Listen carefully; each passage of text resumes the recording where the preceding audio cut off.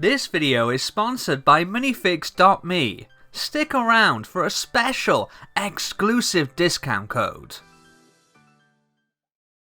Hi and welcome back to Cut the Craggle. This is gonna be sort of a different video than my usual content. I'm revisiting an old project I started but never finished. This time, I'm determined to complete this, and I thought it might be fun to chronicle my progress and share this journey with you all. Here we have my custom LEGO Retro Arcade MOC, or at least what there is of it so far, up to when I last abandoned working on this. I actually began building this thing back in 2019. Back then I had recently made a couple of MOCs based on different franchises, like Ghostbusters, iZombie, and Scott Pilgrim. And I wanted to tackle something a little different. Arcades are something I have a massive amount of love and nostalgia for, and I started making this using the basic format that it would fit alongside a modular creator expert building. I would lose my mind if LEGO made a modular building arcade, but that seems increasingly unlikely. So I felt like I had to take matters into my own hands here. Just like the modulars, this is built on a 32x32 base plate, has a stretch of pavement or sidewalk out front, and looks a total mess of different colour bricks on the sides. Yeah, we're going for 100% authenticity here. Around the back we have the fire exit with no actual door yet, and blimey, some of these bricks aren't down properly at all. I'm gonna have to go over this and give it some maintenance. Now normally with official modular sets, the builds don't come all the way out to the back of the base plate like this. They usually have some empty space, about 4 or 6 studs worth for like a back alley or garden or some such nonsense. But since I'm already losing space to the pavement out front, I wanted to utilise as much of the remaining area as I could. So this is what it looks like inside from up above. As you can see, I actually made a fair amount of progress with this. It's already got a fair amount of stuff in here, and I even started posing a couple of minifigures just to get an idea of what it would look like fully fleshed out.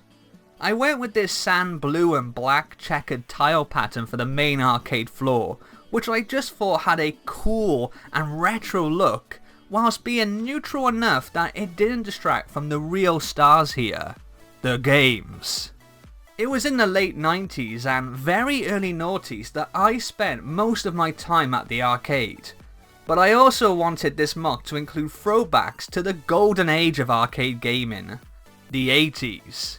So you'll find that this is kind of a mismatch of those two eras. You can see I've included the Sonic the Hedgehog minifigure from LEGO Dimensions. I went to this underground arcade last year and they had a giant life-size, or person-size should I say, statue of Sonic.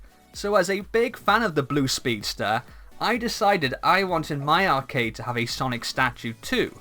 I put him in this kind of glass casing because I wanted to make it clear that this isn't meant to be just Sonic as a character or minifig hanging out in the arcade. I did the bottom in the classic Sonic color scheme, but the top is open at the moment because I ran out of pieces. So I need to fix that. Without a doubt, the biggest coin swallower of my childhood was Time Crisis 2. It was like an arcade game that you could actually play as 2-player co-op, although I spent most of the time in single player because none of my friends were as good as me and used to use up all their change within like 2 minutes.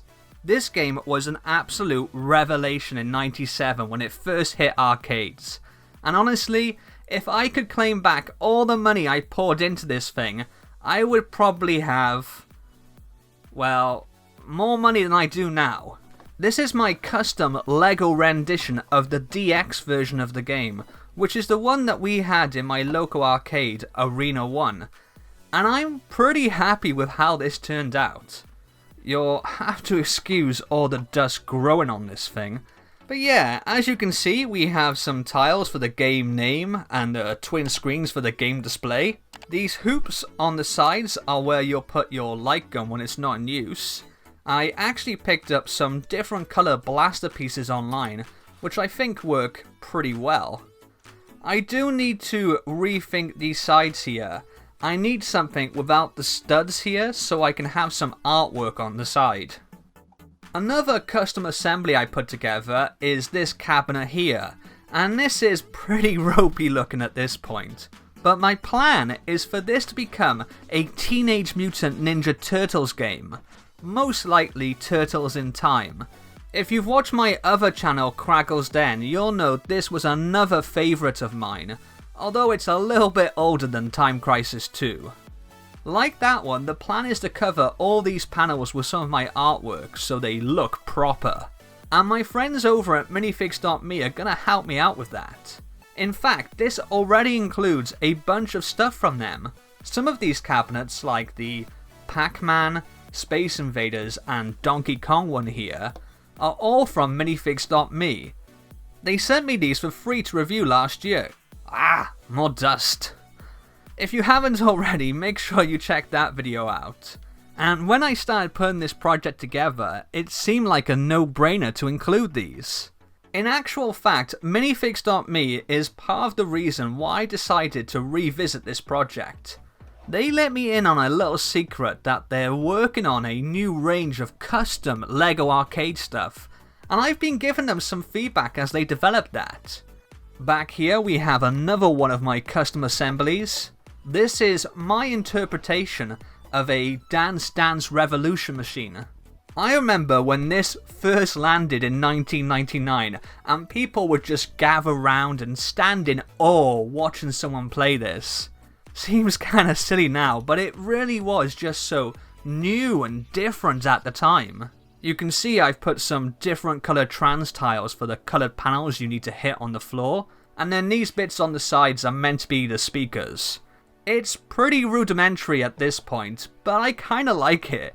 Really, I need to get more accurate displays on here.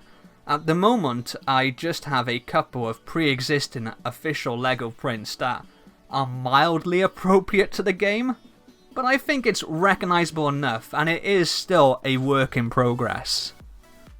The last custom arcade game that I started and abandoned is this Crazy Taxi cabinet. Like Time Crisis 2, this is based on the Crazy Taxi that we had in my local arcade, which was the compact model, so you didn't actually have a seat. You drove standing up, kind of leaning your backside on this partially cushioned bar behind you. Yeah, it's even more difficult and uncomfortable than it sounds. As with Time Crisis 2 and the Turtles game, I'm gonna get some of my designs custom printed by minifigs.me to help make this really look the bee's knees. In the corner you can see a couple other different types of arcade attractions. I'm actually really quite proud of how well this claw machine build turned out. I was inspired by what Avila Bricks did in their LEGO Ideas submission. Really an inspiration for this whole MOC if I'm honest. Damn, this thing is dusty. I did actually give this a quick once over before I started, but clearly didn't do a good enough job. Inside you can see there's a bunch of different coloured studs, and a little teddy bear prize, with a claw above. Now obviously this doesn't function, but I think it's a really neat assembly that you can imagine your minifigures playing with. Back nearer the front door you can see there's a little ticket machine and some arcadey style decoration. I used this printed tile from the minifigure series Gamer minifig, and I think this is a Nexo Knight sword piece? I'm not too sure, it was just something I stumbled across on Bricklink and thought it would look cool above the door. There's also another existing printed tile on the wall over here, near the entrance to this side room, which is supposed to be like a 2-in-1 staff room / attendance booth, I guess. There's a little counter with a printed slope piece for the till. There's like a bikini special calendar on the wall, which is actually a custom printed tile from minifigs.me. I got one with the custom Billy Stranger Things minifigure, and they were also kind enough to send me a second. Oh god. The dust down there looks like it's growing something. Okay, I am so cleaning this thing top to bottom as soon as I'm done with this video. So there you have the basis or foundations of my new custom LEGO arcade MOC. I'm really excited to get stuck back into this, and I hope you'll join me as I go on this journey. It's gonna be absolutely great to introduce the new arcade stuff that Minifigs.me are working on. I've seen some of the early prototypes and they are gonna be very sweet. If you enjoy building LEGO MOCs and creations, you should definitely check out Minifigs.me. There you can build your own minifigs from a massive selection of custom printed designs on official LEGO pieces, and there's also a bunch of different mini build displays as well. Plus, if you use my brand new discount code 2021Craggle10, you'll get 10% off your order. Let me know what you think of this project in the comments below. Don't forget to like, and as always, if you haven't already, be my hero and hit that subscribe button. I'll see you next time. Laters.